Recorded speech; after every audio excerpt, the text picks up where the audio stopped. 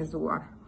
Andaj, si kolege mendoj që profesoresha Jorida është mjaft e përpekt, është shumë përgjegjëse dhe mbi të gjitha është shumë mbështetëse në të mirën e përgjithshme, nëse mund të themi kështu.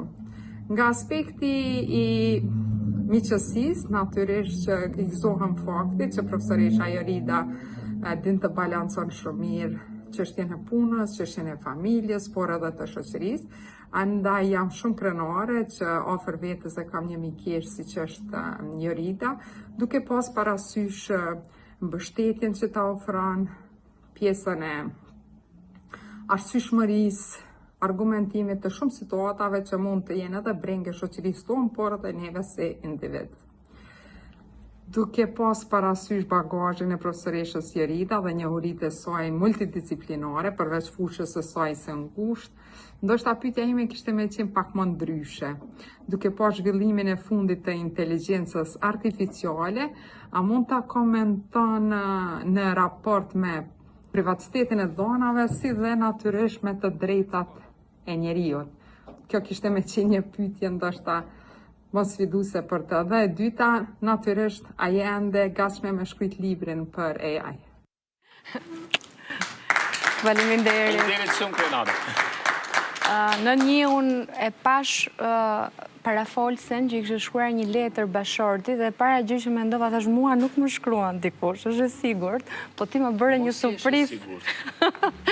Por ti më bëre një surprizë shumë të bukur. E para nuk doa ta bëj kështu çështje qokash, por realisht unë mendoj që Krenarja është nga ato persona dhe nga ato njerëz të akademisë në Kosovë që realisht mund të bëj shumë, sepse nuk mjafton vetëm kapaciteti që e ka maksimal, dhe Krenaria është kështu reciproke, por integriteti profesional dhe personal është në nivelet më të larta, që kështu ndihem shumë e nderuar. Pyetja?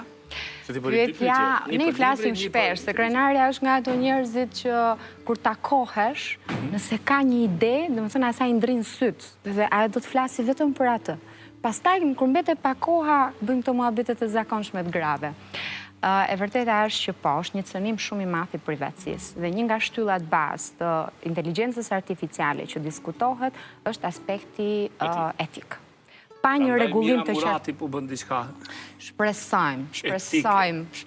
Ne është një person që, si më thënë, është simbol krenarie për ato që ka bërë dhe çfarë mund të bëj, edhe në një farë mënyre, meqense ka qenë një nga ato lëvrusit i deusit asaj që po ndodh, patjetër do të jetë në gjendje që t'i gjejë në një farë mënyre ilaçin, themi kështu.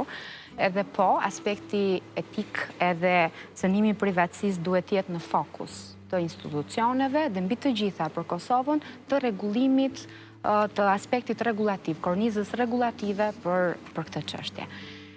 E pyetja e dytë, po, patjetër, ajo e di që sapo të lirohemi nga ligjëratat, vera nuk shkon asnjëherë pa qenë pjesë e shkrimit, e ulumtimit, është ajo për cilën në fakt neve na përfaqëson. Pas shumë vitesh, vetëm mosimdhënia nuk mjafton asnjëherë. Gjithmonë duhet diçka tjetër. Faleminderit shumë. Faleminderit Jorida. Do ta bëjmë një shkëputje publicitare dhe kthehemi në pjesën e fundit.